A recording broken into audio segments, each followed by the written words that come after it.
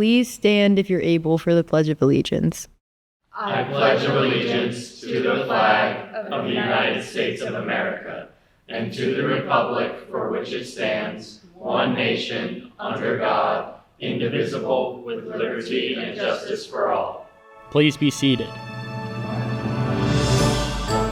Good morning, Bulldogs. I'm Juliet, and I'm your host for this week's Morning Buzz. Today is Friday, April 17th, and it's a B-Day.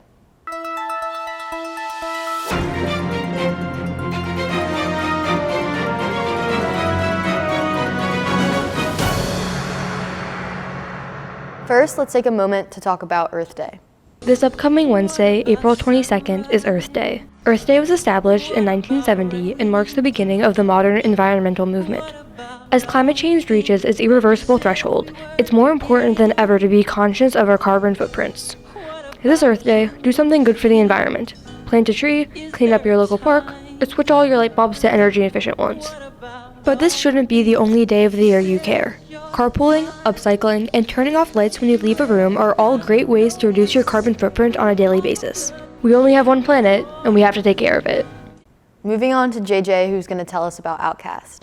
I'm JJ Lopez, and I'm going to talk to you about Outkast. Outkast is a super influential hip-hop duo from Atlanta, Georgia, made up of Andre 3000 and Big Boy. They came out in the 90s and helped make southern rap way more popular. What made them different was their sound. They mixed hip-hop with funk, soul, and even some experimental stuff. They got huge with the album Speaker Box, The Love Below, which included the hit Hey Ya.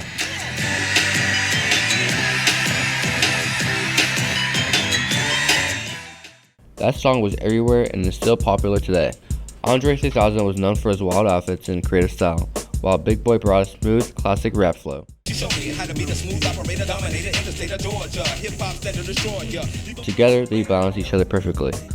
Outkast didn't just follow trends, they made their own. That's why they're still considered one of the greatest hip-hop groups ever. Thank you for watching my presentation. Now that we've heard some hip-hop, Adam's going to introduce us to a punk rock band. Have you heard of the band Social Distortion? If not, there's a lot to catch up on.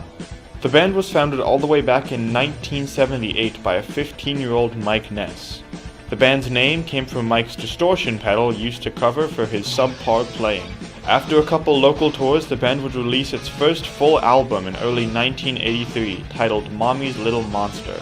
The band leans heavily into its punk rock sound, inspired by British bands such as the Sex Pistols.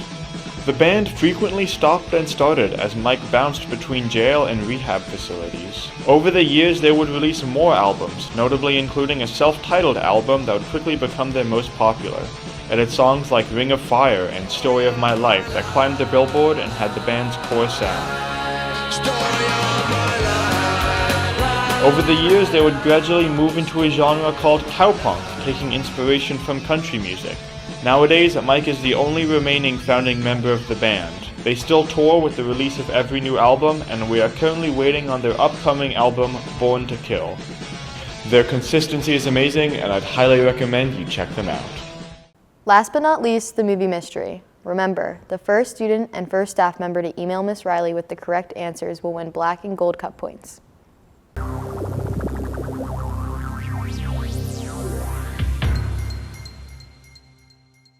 I think you ought to disappear from Casablanca for a while. There's a free French garrison down in Brazzaville, and I could be induced to arrange your passage. A letter of transit. I could use a trip. Doesn't make a difference about our bet. You still owe me 10,000 francs. And those 10,000 francs will cover our expenses. Our expenses? Mm-hmm. Lily, I think this is the beginning of a beautiful friendship. Last week's movie mystery was Marriage Story. Every day I wake up and I hope you're dead! And last week's winners are Miss McGrath for the gold team and Grace and Heidi for the black team, who won 50 points each. That's all for this week. Have a wonderful weekend, Bulldogs.